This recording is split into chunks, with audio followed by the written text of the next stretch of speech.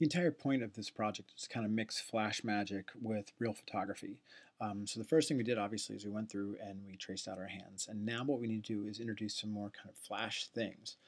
For your summative assessment, you are going to be somehow introducing your name through photography, tracing out those photographs, and then using those photographs to somehow introduce your name, whether there's a mask or it grows or whatever you come up with. For the formative assessment, we are going to take a second and we're going to try to introduce your name and try to make it interact with the hand.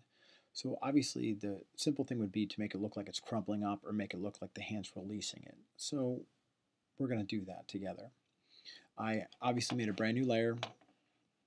I'm going to go ahead and call it name to remind me where I am. I typed it in. For us to be able to work with it, I need to break it apart. So I'm going to hit Command B twice and it's broken apart. And then we're going to do some frame by frame animation. So on frame 1, it looks like this. On frame 2, I'm going to hit F6, and at this point I need it to start getting smaller so it looks like the hand's maybe scrunching it up a little bit. To keep it real simple, I'm just going to make it a little bit smaller. I'm going to keep the M and the U on the inside of the finger so it looks like it's getting smaller. And then I'm going to hit F6 again. And so on the third frame, here it's going to get a little bit different. I'm going to pull this down a little bit. I may even turn it a little bit. I'm definitely going to squash it down so it kind of fits in there. But what I'm going to do now is I'm going to lock the hand layer, take my lasso, and I'm going to pretend that the M is going underneath my thumb. And so I can delete it out like this. And now I'm going to hit F6. And you can see it gets smaller. So again, I'm going to do the same thing again. And I'll first decrease the size of my name. Maybe move it around a little bit. But then I'm going to take the lasso. I'm going to kind of cut out parts that'd be hidden underneath the thumb. Cut out parts that would be hidden underneath the pinky. And again, this isn't perfect, but this is just our sample to make sure we understand what's going on. So obviously on your final, you're going to want to go through and really take some time and make it look nice and sharp.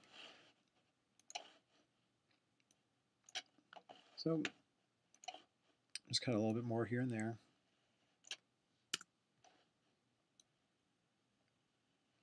Again, in the formative assessment, I just want to make sure you know how to do it. So with every frame I go up the timeline, you can see more and more of the name would disappear, and I may have to move things around a little bit more just for the sake of time.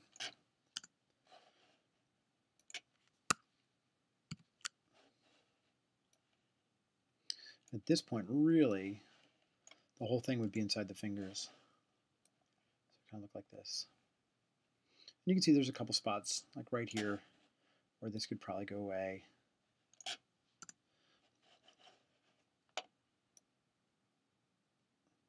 Then maybe here I'd pull down the R so you'd see it sticking out of the finger a little bit. But then basically what would happen is it could crunch down. Let me go do that now. There we go. At this point again, it kind of gets crunched down. And then I need to, again, copy these frames.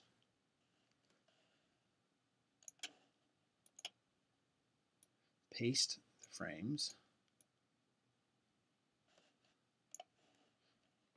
And then I'll have to reverse them.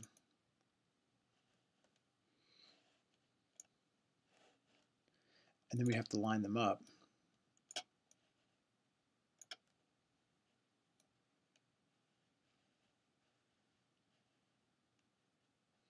And so we'll have to move them around a little bit to make sure they line up correctly. There it goes. And so that's what I would like you to do for the formative assessment. Trace out the hands, have it somehow introduce your name. Obviously crunching it into a ball would make the most amount of sense. And then just submit it. It doesn't have to be perfect. Like in here, I have little parts that are sticking out. This is just your formative assessment. It doesn't have to be perfect. Just send it to me so that I know that you know what you're doing. All right, good luck.